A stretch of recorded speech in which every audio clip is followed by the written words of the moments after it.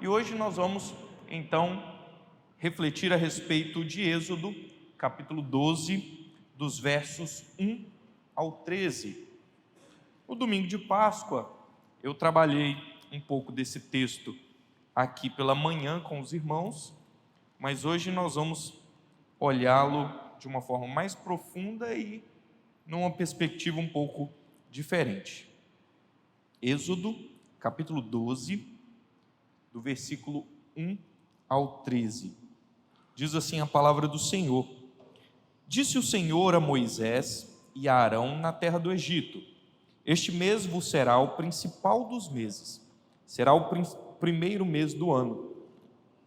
Falai a toda a congregação de Israel, dizendo: Aos 10 deste mês, cada um tomará para si um cordeiro, segundo a casa dos pais, um cordeiro para cada família.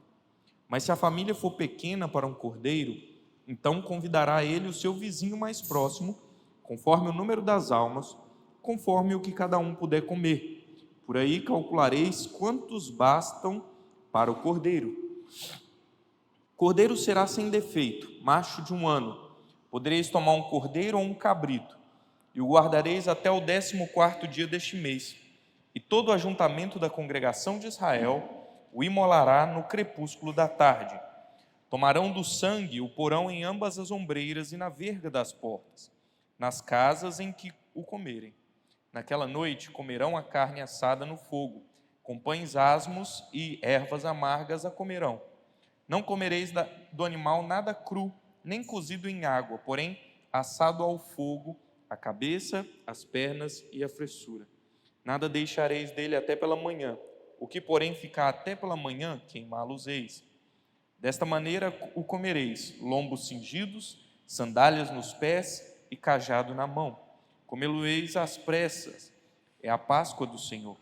Porque naquela noite passarei pela terra do Egito, e ferirei na terra do Egito todos os primogênitos, desde os homens até os animais. Executarei juízo sobre todos os deuses do Egito. Eu sou o Senhor. O sangue vos será por sinal nas casas em que estiverdes. Quando eu vir o sangue, passarei por vós, e não haverá entre vós praga destruidora, quando eu ferir a terra do Egito. Até aqui a nossa leitura para reflexão nessa noite. Queridos, nós, ao olharmos para as Escrituras, temos que encará-la, como eu já disse aqui algumas vezes, pastor Maicon também, não como um conjunto de 66 livros que foram escritos aleatoriamente e ajuntados, mas como uma obra produzida e conduzida pelo próprio Deus ao longo da história. É claro que são cerca de 40 autores distintos, escrita ao longo de cerca de 1.600 anos, com muitos momentos, muitas épocas diferentes, com diversos estilos literários. Temos poesia, temos livros históricos, temos profecia, temos uma série de estilos diferentes. Contudo, há um mesmo fio condutor, que é o seu autor. Apesar dos escritores serem diversos, nós, reformados, cremos que a palavra de Deus é inspirada por ele. Foi ele que soprou-a ao coração dos seus profetas. Foi ele que colocou a mensagem que ele queria transmitir ao seu povo. É ele, o Deus que se revela, aquele que se mostra, aquele que se apresenta a nós. E quando nós pensamos em Jesus Cristo, talvez olhar para Êxodo pareça algo muito distante, algo muito sem sentido, se nós fizermos uma leitura puramente superficial. Mas quando nós começamos a olhar para as Escrituras como um todo, como esse conjunto da mensagem de Deus, da revelação do Senhor ao seu povo, da história de redenção sendo contada para nós, do seu início até a sua consumação, aí sim, então as coisas passam a fazer sentido para nós. E esse texto de Êxodo é a instituição da Páscoa. É o primeiro momento onde Deus anuncia ao seu povo como ele deveria proceder para a celebração dessa festa anual. É onde Deus dá instruções àquela nação, num primeiro momento, para que eles comessem uma refeição que, a princípio, não tinha muito sentido. E depois, as coisas vão ganhando significado. Depois, com o passar do tempo, nós vamos compreendendo o que Deus estava fazendo ali, naquele dia, ali no Egito. Vamos então olhar dessa maneira para o texto de Êxodo capítulo 12. A partir do verso 1, versos 1 e 2, a palavra do Senhor diz: Disse o Senhor a Moisés e a Arão na terra do Egito: Este mês vos será o principal dos meses, será o primeiro mês do ano. Queridos, como escravos, para aquele povo pouco importava qual dia era. Eles não tinham feriados, não tinham datas especiais a comemorar. O povo de Israel que havia ido ao Egito e ali havia se tornado escravo, e ali havia se multiplicado e crescido e atingido o patamar que eles atingiram até aqui, eles não tinham por que se preocupar com que dia é hoje. Eles não tinham o que comemorar, eles não tinham o que celebrar, eles não tinham festas, eles não tinham descanso, eram escravos. Para eles pouco importava se hoje era janeiro, fevereiro, dezembro, março, não tinha sentido para eles contar os dias ou as datas. Mas agora o Senhor está os conduzindo à libertação. Agora o Senhor está os conduzindo a uma nova história. Aquilo que para eles era um dia após o outro de trabalho árduo, de penoso sacrifício, agora Deus, quando decide intervir em favor do povo, Ele controla o tempo e Ele determina um novo começo para aquela nação, uma nova vida de liberdade. Agora aquele povo precisa se encarar não mais como escravos, mas como livres. Aquele povo agora precisa parar de olhar para o seu tempo como dedicado ao serviço do faraó, ao serviço daquela nação estrangeira, e começa a mudar a sua mentalidade e a pensar que a vida deles é uma festa, uma celebração de gratidão ao Deus que os estava tirando ali do Egito. É por isso que a primeira ordem do Senhor naquele dia para o povo é: este é o primeiro mês do calendário de vocês.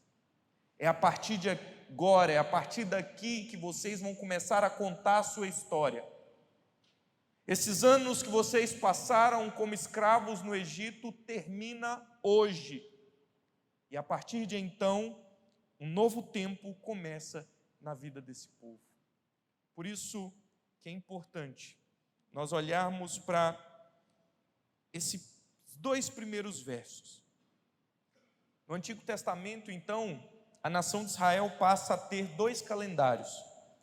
Um, que é o calendário civil, que começa mais ou menos nos meses de setembro a outubro do nosso calendário gregoriano, e um outro calendário, que é o calendário religioso, que começa aproximadamente em março e abril, que é muito similar, muito próximo do nosso calendário litúrgico, né, que começa justamente com a Páscoa, que começa com esse período, 14 dias antes da Páscoa.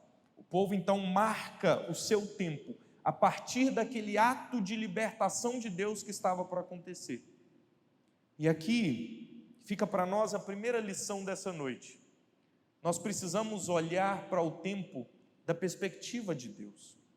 Nós precisamos olhar para o tempo não o marcando pelas datas que pareçam interessantes para a nossa vida. Contar o tempo não pensando, no meu aniversário, ou no evento que eu quero participar, ou eu estabeleço o meu ano a partir daquilo que são as datas comerciais, Dia das Mães, Dia dos Pais, Natal, Páscoa. Não, mas eu devo olhar para o tempo da perspectiva divina, e pensar a minha vida na perspectiva daquele que me redimiu, daquele que conduz a minha história, daquele que conduz o meu tempo. E sim, a partir daí eu traço meus planos, a partir daí eu consagro a minha vida, a partir daí eu penso como eu estou conduzindo a minha história. Marcar o tempo da perspectiva de Deus, celebrar aquilo que é importante não apenas para mim, mas aquilo que é importante na história da redenção. Nós precisamos olhar com carinho para essas datas que a Bíblia nos aponta, não com legalismo e não tentando retomar um judaísmo que não nos aplica mais hoje. A lei cerimonial do Antigo Testamento, ela passou. Nós cremos que a lei de Deus moral prevalece, permanece para nós imutável, que nós devemos obedecer aquilo que Deus tem por princípio moral. Mas a lei cerimonial passou. Nós não precisamos celebrar a festa das cabanas, festa dos tabernáculos, a Páscoa tal como ela foi estabelecida. Não é isso que eu estou querendo dizer. O que eu estou querendo dizer é que nós precisamos olhar para a nossa vida a partir desses atos extraordinários de Deus na história do seu povo. É olhar para a minha vida não como um indivíduo que nasceu no dia 9 de janeiro de 1994, mas olhar para a minha vida como um indivíduo que foi redimido pelo sacrifício de Jesus na cruz do Calvário, naquela Páscoa, lá em Jerusalém, cerca de 2000 anos atrás. É por isso que é importante para nós celebrarmos esses momentos com alegria no nosso coração. É por isso que é importante para nós vivermos a nossa semana na perspectiva do domingo, o dia do Senhor. É por isso que é importante para nós traçarmos a nossa semana a partir do dia de hoje, onde Deus está ministrando as suas verdades ao nosso coração, onde Deus está nos instruindo e nos preparando para sairmos daqui e, como nós falamos hoje pela manhã, sermos enviados para esse mundo, para essa selva, e vivermos ali como redimidos, vivermos ali como pessoas que foram alcançadas pela graça do Senhor e pelo sacrifício de Jesus. Nossa semana não começa na segunda-feira, a semana do cristão começa no domingo, quando ele decide vir à casa do Senhor para louvar a Deus, para aprender do Senhor e para colocar em prática aquilo que o Senhor está te ensinando.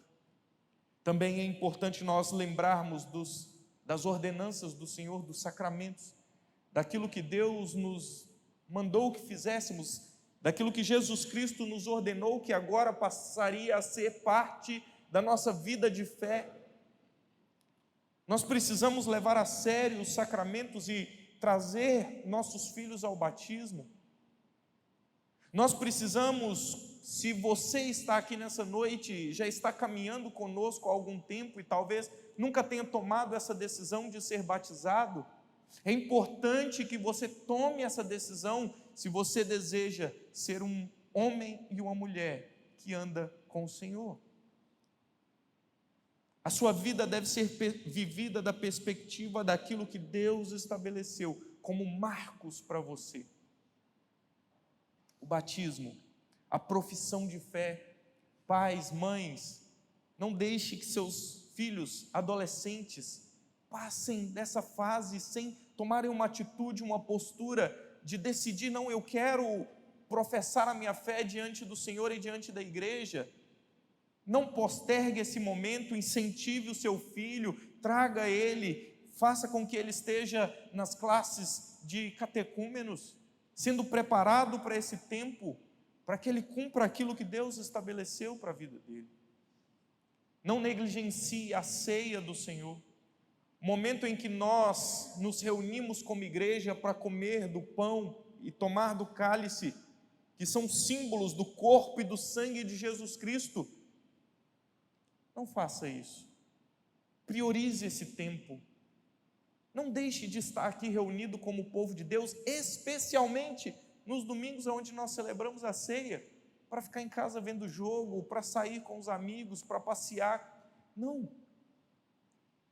Viva a sua vida a partir da perspectiva do tempo que Deus estabeleceu, dos marcos que o Senhor estabeleceu para nós. Bem, o texto ainda é longo e prossegue com muitas outras lições para nós. Verso 3 diz assim: falai a toda a congregação de Israel, dizendo: aos 10 deste mês, cada um tomará para si um cordeiro, segundo a casa dos pais, um cordeiro para cada família. É interessante que nesse verso de número 3, de Êxodo capítulo 12, é a primeira vez onde o povo de Deus é chamado de congregação. É o primeiro momento onde as Escrituras se referem àquele povo de Israel, até então chamados de hebreus, como uma congregação. Isso é muito significativo, porque, veja, esse é um momento de começos, esse é um momento de novos começos. Não apenas o calendário é mudado, mas a história daquele povo é mudada a partir dali. E eles precisam então ganhar da parte do Senhor esse senso de comunidade, de povo, de congregação. Eles que estavam ali como escravos, dispersos naquela nação, vivendo a vida de qualquer maneira, sob o jugo dos seus senhores, agora o Senhor está os preparando para ser uma congregação, um povo dele, que vai caminhar com ele, que vai viver para ele, que vai adorá-lo, que vai servi-lo. Não apenas um punhado de gente que participa da mesma genética, que compartilha do mesmo sangue, mas um povo que compartilha do mesmo Deus, da mesma lei, dos mesmos princípios, da mesma história, da mesma promessa e da mesma esperança de redenção.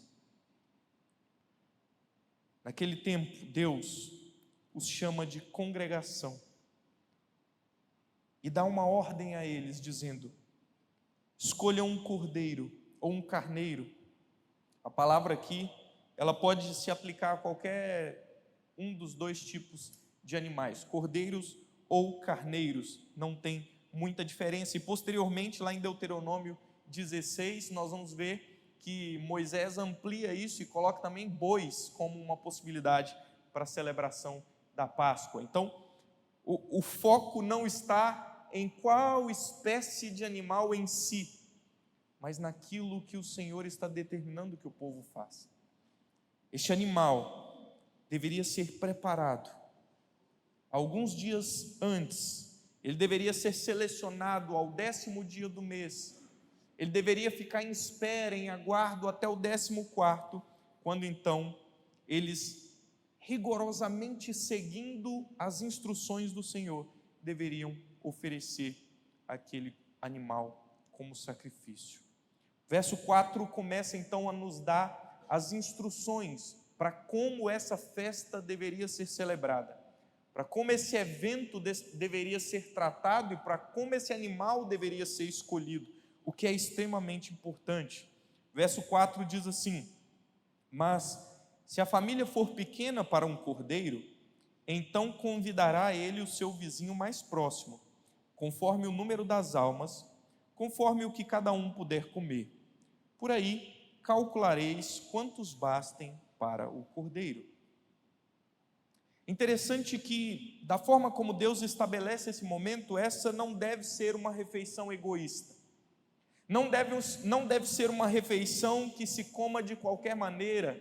Não deve ser uma refeição que aquele povo iria ali cortar o seu pedacinho do cordeiro e seguir cada um para o seu canto para comer. Não, era uma refeição comunitária que deveria abranger toda a família e, caso necessário, a comunidade ao redor. Os amigos mais próximos, os vizinhos, aqueles que estão ao redor, deveriam ser incluídos nessa festa. Afinal, o que Deus estava apontando para aquele povo é que todos eles eram uma grande família. Toda aquela nação que nunca se enxergou dessa forma por conta da situação que eles estavam submetidos, agora precisava passar a se enxergar como um grande povo, como uma grande família, como filhos do mesmo Pai. Isso então Deus estabelece. Por curiosidade, eu fui pesquisar quantas pessoas conseguem comer um cordeiro. E aí, olhando ali, eu encontrei algumas informações. Normalmente, um cordeiro de 1 ano, que é a idade que Deus ordenou que o povo escolhesse aqui, possui cerca de 15 quilos de carne comestível, aproveitável, né? Que daria para alimentar tranquilamente cerca de 30 pessoas com folga.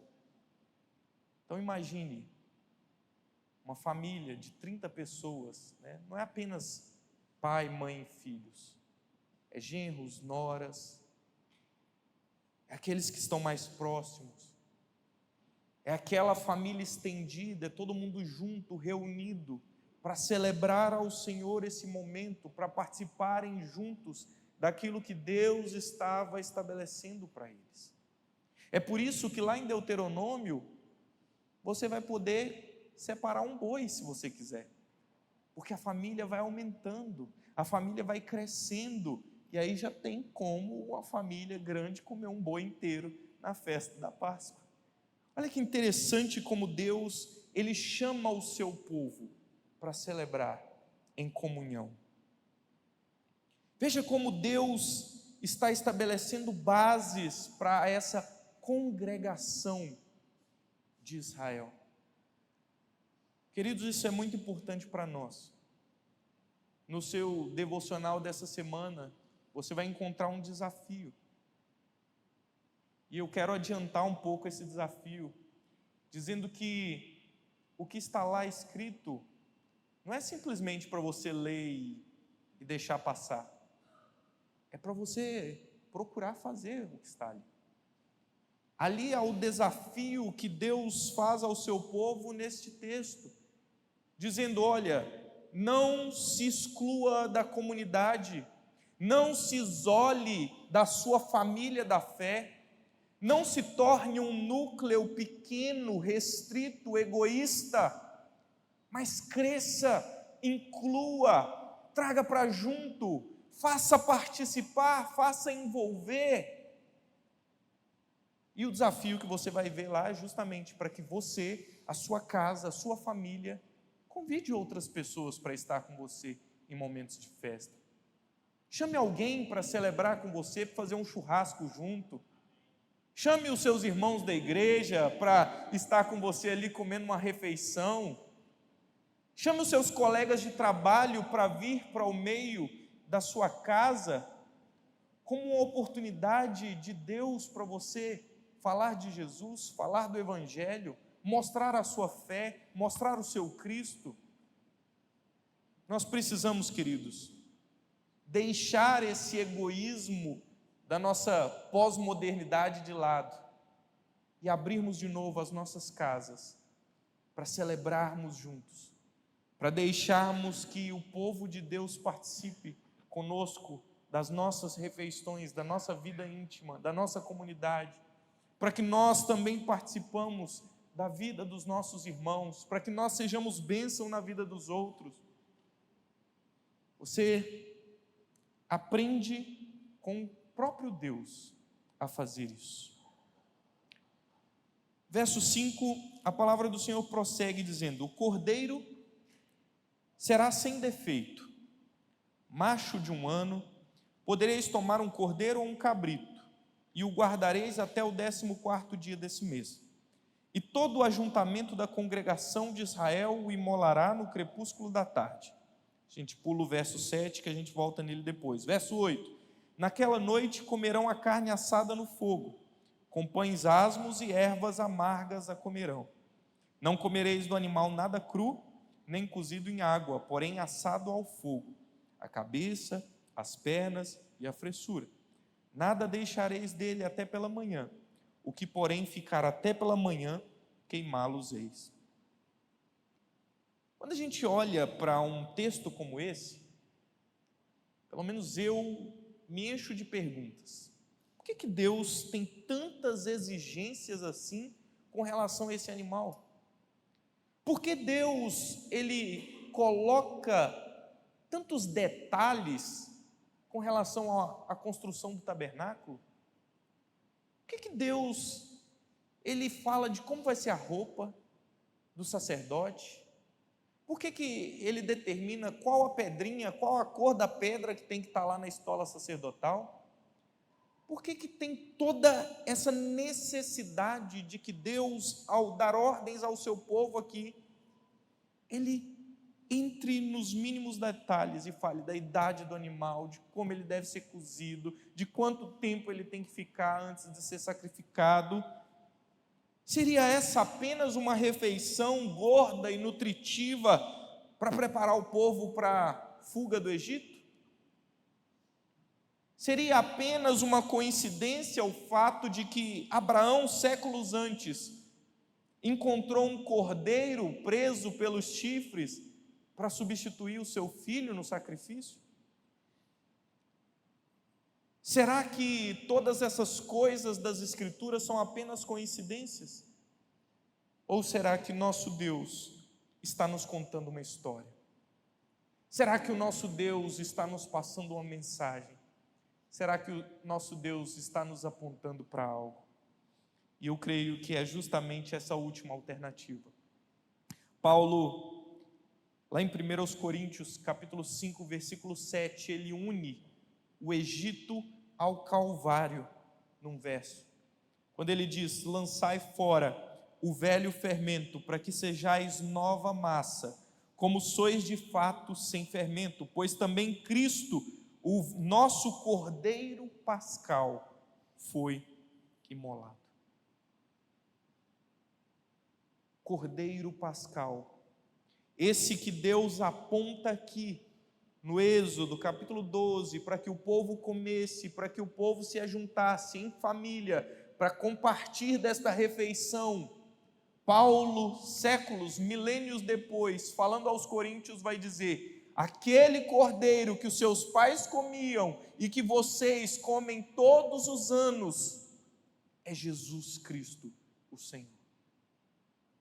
A pergunta que Isaac faz ao seu pai, a caminho de Moriá: onde está o cordeiro?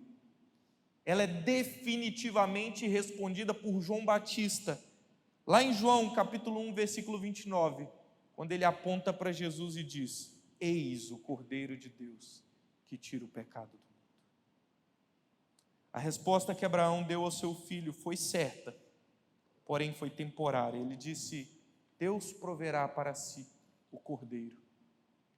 Naquele dia Deus proveu um cordeiro, mas um cordeiro simbólico, um cordeiro que era apenas um prenúncio, era apenas uma sombra daquele que séculos depois, na plenitude dos tempos, viria enviado pelo Pai para nos salvar dos nossos pecados. Quando nós olhamos para esse cordeiro e olhamos para cada detalhe do que Deus estabeleceu aqui, nós estamos olhando para Jesus e para a sua história, olhando para Jesus e para o que Jesus fez por nós. Por isso que esse animal era tão especial e carecia de tanta atenção aos detalhes que Deus estava estabelecendo. É por isso que o povo devia ser atento a cada ordem do Senhor e fazer exatamente como o Senhor determinou, porque aquele animal não era um qualquer, ele apontava, ele representava, ele simbolizava o Cristo, o nosso Redentor, o nosso Salvador. Primeira característica desse cordeiro, então, ele deveria ser sem defeito. Claramente nos aponta para Jesus como aquele que não conheceu o pecado, para aquele que era livre de pecado e de maldade, que não tinha defeito algum. Verso 19 e 20 de 1 de Pedro 1, Pedro diz: mas pelo precioso sangue, como de cordeiro sem defeito e sem mácula, o sangue de Cristo, conhecido com efeito antes da fundação do mundo, porém manifestado no fim dos tempos por amor de vós. Esse cordeiro era sem defeito, sem mácula, porque aquele a quem ele representava era sem defeito. O nosso Jesus não tinha pecado, não tinha falhas. Ele era santo, puro, justo. Ele cumpre cabalmente a lei do Senhor, todas as exigências da lei. Ele faz aquilo que nenhum homem foi capaz de fazer. Uma outra característica que o texto nos mostra desse cordeiro é que ele deveria ser macho de 1 ano. E aí, enquanto alguma dessas características são muito óbvias e muito claras para nós, porque o Novo Testamento faz questão de apontar para elas e nos dizer, é isso aqui que significa, algumas outras dessas características não são tão claras. Então, entra uma margem de especulação aqui, de interpretação da nossa parte. Mas esse macho de 1 ano pode ser uma alusão ao fato de que Jesus tenha morrido muito jovem para os padrões do seu tempo. 33 anos, né, é o que se imagina que Jesus tenha vivido como homem aqui antes da sua morte. Então, macho de 1 ano talvez possa ser uma alusão a isso. Outra característica que Deus exige que aquele animal tenha, ele deveria ser guardado até o 14º dia daquele mês. Ele deveria ser separado no 10º dia do mês e deveria ficar em espera até o 14º. Eles não iriam comer no 10º dia do mês, eles iriam comer no 14º, mas o animal seria separado antes. Talvez isso nos indique para esse período de vida em que Jesus permaneceu vivendo uma vida ordinária, uma vida comum, como qualquer homem do seu tempo. Jesus não nasce e, de forma extraordinária, milagrosa, ainda na infância começa a executar milagres e sinais e começa a ser uma criança diferente, que cura os coleguinhas na creche, que prega o evangelho para os seus pais. Não, ele vive uma vida ordinária, uma vida comum, como qualquer homem do seu tempo. E no tempo devido, quando é chegada a hora, ele então se revela como o Messias, o ungido de Deus. Outra informação que a gente tem aqui é que toda a congregação de Israel, todo o povo de Deus, iria sacrificar esse cordeiro. Cada família estaria reunida na sua casa e todos deveriam participar desse ato sacrificial. Talvez isso nos aponte para o fato de Cristo ter morrido pelas nossas mãos de uma forma indireta.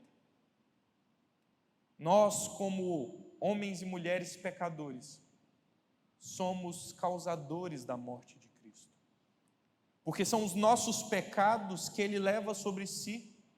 É por conta da ira que deveria ser revelada a nós que Jesus carrega em si a ira de Deus. Como diz Isaías, Ele levou sobre si os nossos pecados, as nossas enfermidades, as nossas transgressões. O castigo que nos traz paz estava sobre Ele, e pelas suas pisaduras nós fomos sarados. Uma outra característica desse cordeiro é que ele deveria ser morto no crepúsculo da tarde, no pôr do sol. Justamente quando nós lemos a história de Jesus, da paixão de Cristo, nós vemos ali que foi justamente nesse horário em que Cristo foi morto pelos seus algozes. Deus apontando para a história de Cristo. O Cordeiro Pascal apontando para aquele Cordeiro Santo que deu a vida por nós. A carne deveria ser assada no fogo, talvez um símbolo da ira de Deus, porque nas Escrituras nós temos o fogo como sendo um símbolo muito característico do juízo de Deus, do juízo final, inclusive, do Senhor contra os pecadores. E é muito claro o texto dizendo: esse animal não deveria ser comido cozido em água, nem cru, ele deveria ser assado no fogo, deveria ser comido com pães asmos. E aqui nós temos dois sentidos. Um é que o fermento é considerado ao longo das Escrituras como símbolo do pecado. Jesus vai dizer sobre o fermento dos fariseus, Paulo vai usar essa mesma expressão, sempre que se aponta para o fermento, ele é associado ao pecado, porque assim como o pecado, ele fica escondido, trabalha de forma silenciosa, de forma secreta, se espalha, e ele age em toda a massa. Então, por isso, os judeus tinham essa visão de que o fermento estaria associado ao pecado. Então, quando Deus está apontando aquele povo para comer pães sem fermento, Ele está dizendo: olha, retire do meio de vocês a maldade, o pecado, a imundície. Vocês devem comer essa Páscoa com uma vida santa, uma vida pura, uma vida reta. Mas também aponta para a pressa daquele ato. Fermento leva tempo para fermentar uma massa. Uma massa sem fermento é uma massa que foi feita às pressas, que não precisou descansar, que não precisou deixar o tempo agir. Então, essa é uma característica também da Páscoa. Ervas amargas, pode ser uma lembrança para aquele povo, para que eles nunca esquecessem, todas as vezes que eles comessem daquela carne, de que o tempo em que eles viveram no Egito era um tempo de sofrimento, era um tempo de amargor, e que o que Deus fez por eles ali era uma grande libertação. Sabe, a gente talvez pense que é impossível alguém que foi liberto da escravidão desejar voltar para lá. Não precisa lembrar uma coisa dessas, né? Mas pouco tempo depois que aquele povo sai do Egito, eles começam a sentir fome. Eles começam não a sentir fome porque eles estavam alimentados, mas eles começam a sentir falta de alguns alimentos que eles tinham acesso ali no Egito. E eles começam a reclamar com o Senhor e dizer: nossa, a gente tinha carne, a gente tinha várias coisas que a gente podia comer lá no Egito, acho que a gente podia voltar para lá. Por isso que nossa memória precisa ser refrescada. Não nos esquecermos de que aquilo que Deus fez por nós nos tira desse amargor do pecado. De que aquilo que Deus fez por nós é algo extremamente importante. De que nós não podemos jamais almejar voltar para esse status de escravidão. Paulo, falando aos romanos, diz: olha, vocês são livres da lei.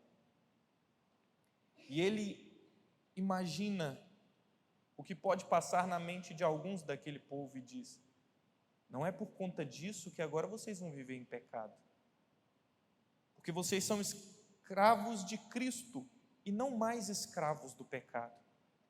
Deus os libertou do pecado, não queiram voltar para lá. E por fim, mais algumas características do cordeiro. Todo o resto daquele animal deveria ser queimado. Se sobrou alguma coisa, se sobrou alguma gordura, alguma carne, alguma parte que eles não consumiram, tudo deveria ser queimado. Não deveria ficar ali para apodrecer, assim como o Cordeiro Pascal, nosso Senhor Jesus Cristo, não conheceu a corrupção da morte. O seu corpo não conheceu a podridão. Jesus morreu, mas foi preservado.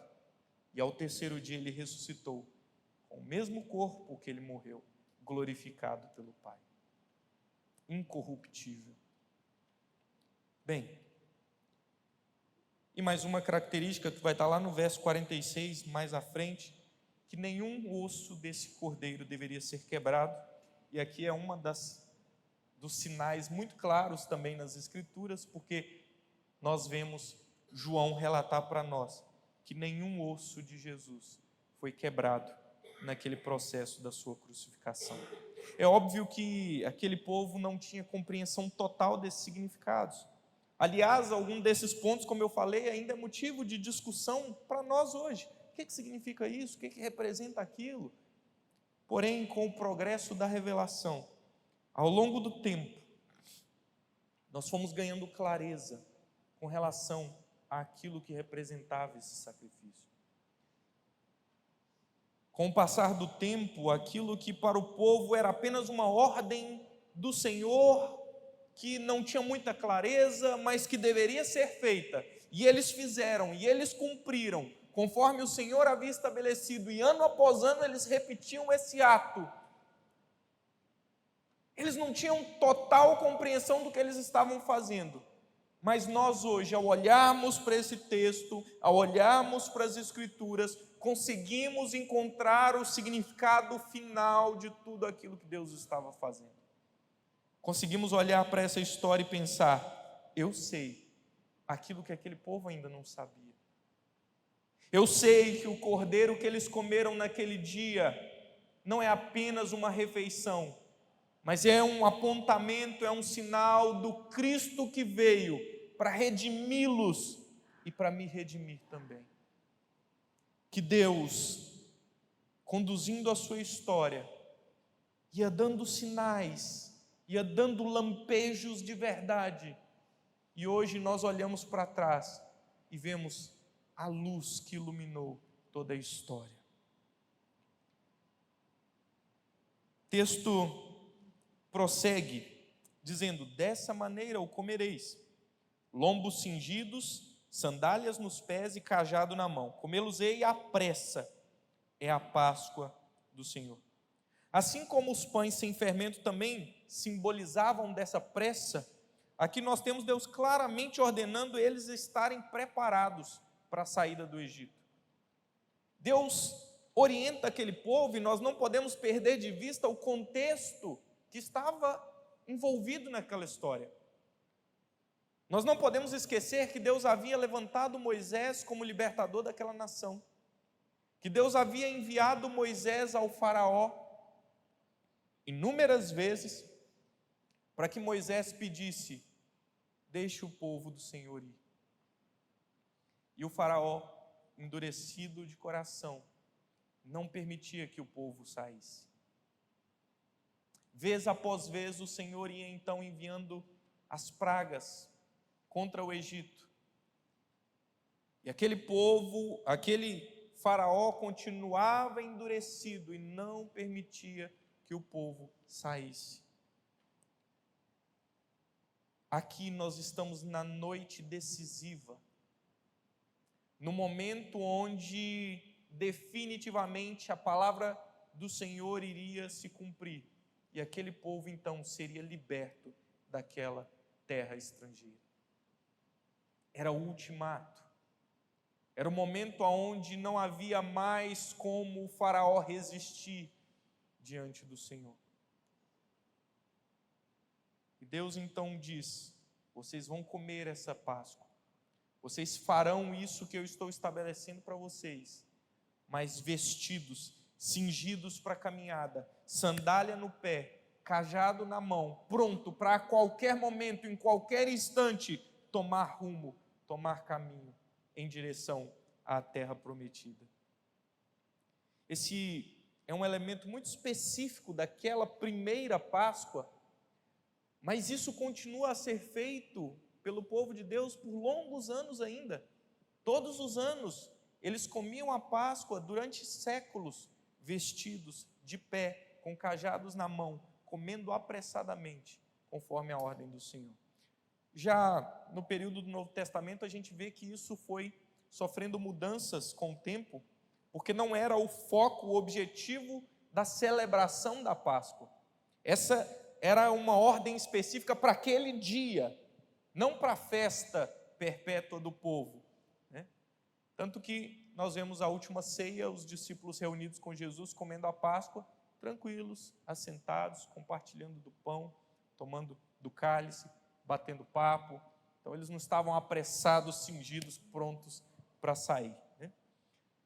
Agora, eu volto ao verso de número 7, e eu tomei a liberdade aqui de conectá-lo diretamente com o verso 12. Então você vai acompanhar comigo aí, 7, do 7 você pula para o 12 e continua a leitura até o 13. Diz assim: tomarão do sangue e o porão em ambas as ombreiras e na verga da porta, nas casas em o comerem, porque naquela noite passarei pela terra do Egito e ferirei na terra do Egito todos os primogênitos, desde os homens até os animais. Executarei juízo sobre todos os deuses do Egito. Eu sou o Senhor. O sangue vos será por sinal nas casas em que estiverdes. Quando eu vir o sangue, passarei por vós, e não haverá entre vós praga destruidora, quando eu ferir a terra do Egito. Essa última ordem, que eu coloco aqui, é muito interessante, porque nós já tínhamos visto outras 9 pragas enviadas pelo Senhor. E em momento algum Deus havia dado ordem para que aquele povo fizesse algum sinal, para que aquele povo fizesse algum ato, algum rito que o separasse do Egito. Deus não havia falado para eles: olha, pega isso, passa na testa, que aí os piolhos não vão entrar na cabeça de vocês. Pega aí um pedaço de barro, passa na janela da sua casa, porque não vai entrar as moscas. Deus não havia dado nenhuma ordem distinta nesse sentido. Por que agora, essa última praga, Deus pede ao povo um sinal? É justamente por conta deste significado escatológico maior que eles estavam celebrando naquele momento.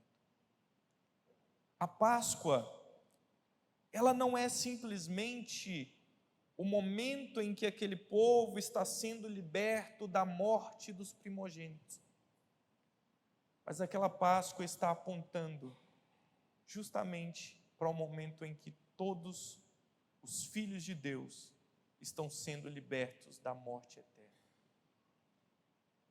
É por isso que este ato, ele é tão significativo, ele é tão simbólico. Ao ver o sangue no batente das casas, antes de pensar no primogênito que se encontrava dentro daquele lar, o Senhor se lembraria, acima de tudo, do seu primogênito, do seu unigênito, do seu único filho, o Cordeiro de Deus, como diz Pedro, morto com efeito antes da fundação do mundo. É esse primogênito que o Senhor vê quando vê aquele sangue nos umbrais das portas. E apenas aqueles que se identificassem, colocando voluntariamente, através daquele ato ordenado pelo Senhor, o sangue nos umbrais das portas, nas vergas das portas, somente os que fizessem esse ato estariam libertos do poder da morte. A ordem do Senhor é muito clara para aquele povo, dizendo: se vocês não estiverem dentro de uma casa, guardados pelo sangue, os primogênitos vão morrer. Isso nos aponta para o fato de que não bastava ser hebreu, não bastava carregar em si o DNA de Abraão, não bastava ser descendente de Israel, mas precisava cumprir aquilo que Deus havia estabelecido, confiar na palavra redentiva do Senhor, confiar no sangue derramado do Cordeiro para ser liberto da morte. Esse sangue é um elemento presente na nossa história desde o princípio.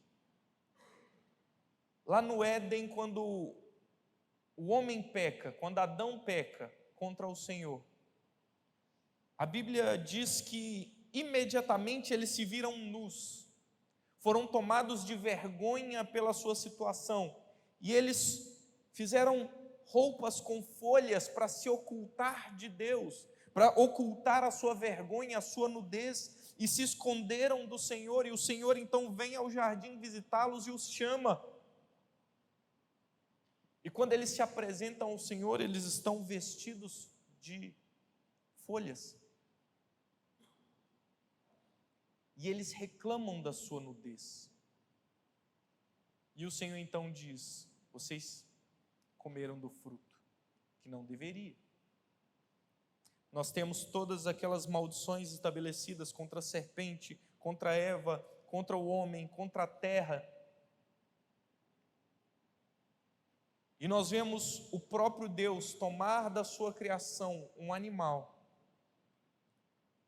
matar esse animal, derramar o sangue desse animal e com a pele daquele animal cobrir as vergonhas de Adão e de Eva. Desde o princípio, o Senhor, como eu disse, dando lampejos daquilo que Hebreus capítulo 9, versículo 22, traria de forma explícita, clara, escancarada para nós. E nós vamos ler então Hebreus capítulo 9, versículo 22, que diz assim: com efeito, quase todas as coisas segundo a lei se purificam com sangue, e sem derramamento de sangue não há remissão. Era necessário que Jesus morresse naquela cruz e derramasse em nosso favor o seu sangue. Sem derramamento de sangue não há perdão. O Senhor está desde o princípio nos apontando para isso, quando derrama o sangue daquele animal para cobrir a nudez. O Senhor está apontando para isso quando diz àquele povo: cubram-se pelo sangue. A casa que não tiver o sinal nas portas conhecerá a morte. O sangue é importante, e não é qualquer sangue, é o sangue do Cordeiro Pascal, do nosso Cristo, do nosso Senhor. Não é o meu sangue que vai me libertar dos meus pecados. Não é o sacrifício dos meus pais em meu favor, não é o seu sacrifício pelos seus filhos, não é o sacrifício de nenhum homem, de um animal, de nenhuma mulher, de nada nesse mundo que vai ser capaz de libertar qualquer um dos seus pecados. É apenas o puro sangue do Senhor Jesus Cristo, do Cordeiro sem mácula, sem pecado, do Cordeiro novo que se entregou por nós, daquele que foi assado no fogo da ira de Deus por conta dos meus e dos seus pecados. É por conta desse sangue que nós encontramos a redenção que nós cantamos ao longo do nosso louvor, dizendo que o passado não tem mais poder sobre nós. Essa redenção só é possível porque Jesus se entregou em nosso lugar. Por isso, nós precisamos ser gratos ao Pai por ter dado o seu Filho em nosso favor. Ser gratos a Cristo porque Ele se entregou voluntariamente em nosso lugar e morreu a nossa morte. Sermos gratos ao Espírito Santo porque Ele aplica essas verdades em nós e Ele habita em nós, e Ele, por meio da sua ação, nos convence dessas verdades e nos convence do nosso pecado, da nossa culpa e do quão merecedores da ira de Deus nós somos, e nos aponta para o tamanho do benefício que recebemos por meio da obra de Cristo na cruz. Nós somos guardados pelo sangue, guardados por aquele que se deu. E nós precisamos então nos lembrar disso e viver de forma adequada com essa verdade, sem fermento, sem pecado no nosso meio, sem malícia. Precisamos viver para Deus uma vida reta, uma vida santa. Precisamos nos lembrar de que não somos ilhas, mas somos uma comunidade, a congregação do povo de Deus. Nos lembrar que precisamos nos ajuntar e não nos isolar. Nos lembrar que precisamos comer juntos, celebrar, festejar, como uma família, aquilo que Deus fez por nós. Precisamos nos lembrar de que a nossa vida não é vivida a partir da nossa perspectiva temporal, humana, dos nossos planos, dos nossos desejos, das nossas metas, mas que a nossa vida é vivida a partir da perspectiva do Senhor, que Ele estabelece os tempos e as eras e as épocas, Ele determina os marcos na nossa história e que nós precisamos levar a sério aquilo que o Senhor fez e nos mandou fazer. Nos lembrar dos sacramentos, nos lembrar do culto público, do dia do Senhor, levá-lo a sério, nos preparar para Ele, estar presente naquilo que Deus nos convoca a estar. Vamos orar ao Senhor nesse momento?